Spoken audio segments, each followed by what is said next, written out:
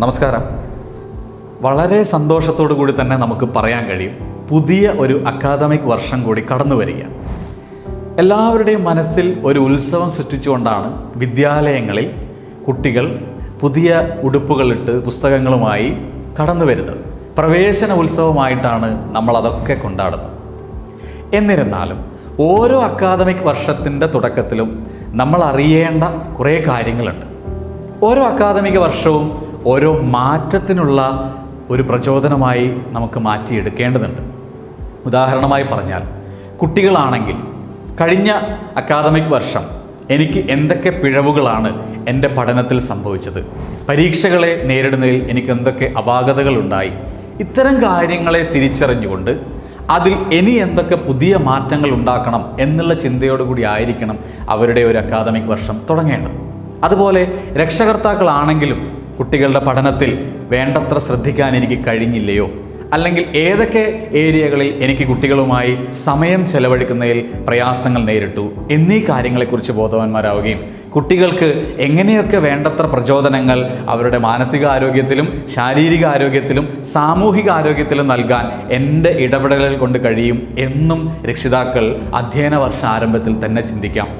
അതുപോലെ അധ്യാപകർക്കും എൻ്റെ കുട്ടികളുടെ അധ്യയന രീതി, എൻ്റെ ക്ലാസ് ടീച്ചിങ്, അതിൻ്റെ ഒരു മെത്തഡോളജി എന്തെങ്കിലും മാറ്റം വരുത്തണമോ, അല്ലെങ്കിൽ കഴിഞ്ഞ വർഷം പാഠഭാഗങ്ങൾ തീർക്കുന്നതിൽ എനിക്ക് എന്തെങ്കിലും പിഴവുകൾ സംഭവിച്ചിട്ടുണ്ടോ, അല്ലെങ്കിൽ എന്തൊക്കെ മാറ്റങ്ങളാണ് പുതിയ പഠന രീതികളുമായി ഞാൻ മുന്നോട്ട് വരുമ്പോൾ ഞാൻ മുന്നൊരുക്കങ്ങളായി കൊണ്ടുവരേണ്ടത്, അതെത്രമാത്രം കുട്ടികളെ പഠനത്തിനോട് വളരെ ഉത്സാഹമുള്ളവരാക്കി മാറ്റും എന്ന ചിന്തകളിലുമാണ് അധ്യാപകരിൽ മാറ്റങ്ങൾ ഉണ്ടാക്കേണ്ടത്.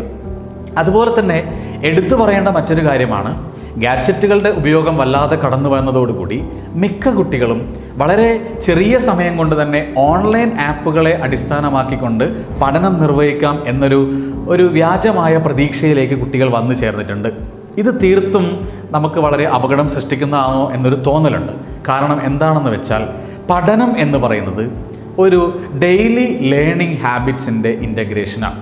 അതുപോലെ നിത്യേനയുള്ള ഒരു പഠനശീലം കുട്ടികളിൽ ഉണ്ടാക്കിയെടുക്കാൻ ഈ അക്കാദമിക വർഷമെങ്കിലും നമ്മൾ സമയം ചെലവഴിക്കേണ്ടതുണ്ട്. അതിനുവേണ്ടി കുട്ടികളെ എങ്ങനെ ഒരുക്കാം എന്നുള്ളത് രക്ഷിതാക്കളുടെയും അധ്യാപകരുടെയും ഒരുപോലെ ശ്രദ്ധ പതിക്കേണ്ട ഒരു കാര്യമായിട്ട് തോന്നുകയാണ്. ഒരു കാര്യം കൂടി പറഞ്ഞുകൊള്ളട്ടെ, ഓരോ പുതുവർഷ പുലരിയിലും നമ്മളൊക്കെ എടുക്കുന്ന ന്യൂ ഇയർ റെസൊല്യൂഷൻസ് ഉണ്ട്. ഇതേ രീതിയിൽ നമ്മുടെ മക്കൾക്ക് നമുക്ക് പരിചയപ്പെടുത്തി കൊടുക്കാൻ പറ്റുന്ന ഒരു കാര്യമാണ് ഓരോ കുട്ടിക്കും ഒരു അക്കാഡമിക് ഇയർ റെസൊല്യൂഷൻ ഉണ്ടാവുക എന്നുള്ളത്. ആ റെസൊല്യൂഷൻ തൻ്റെ പഠന രീതിയിൽ വരുത്തേണ്ട മാറ്റങ്ങളാവാം, താൻ പഠിക്കുന്ന ടാർഗറ്റുകളെക്കുറിച്ചാവാം, തൻ്റെ പരീക്ഷയോടുള്ള അഭിമുഖീകരിക്കുന്ന രീതിയെക്കുറിച്ചാവാം, പഠന സമയത്തിൽ വരുത്തേണ്ട മാറ്റങ്ങളെക്കുറിച്ചാവാം, പഠിക്കുന്ന ഇടത്തിൽ വരുത്തേണ്ട മാറ്റങ്ങളെക്കുറിച്ചാവാം.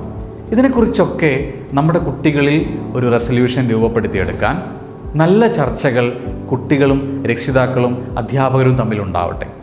അങ്ങനെ രൂപപ്പെടുത്തിയെടുക്കുന്ന ആശയങ്ങളെ അവരുടെ നിത്യേനയുള്ള ശീലങ്ങളുടെ ഭാഗമാക്കി മാറ്റി നല്ല ചലനാത്മകമായ ചേഞ്ചസ് നമ്മുടെ കുട്ടികളുടെ ജീവിതത്തിൽ ഉണ്ടാവട്ടെ.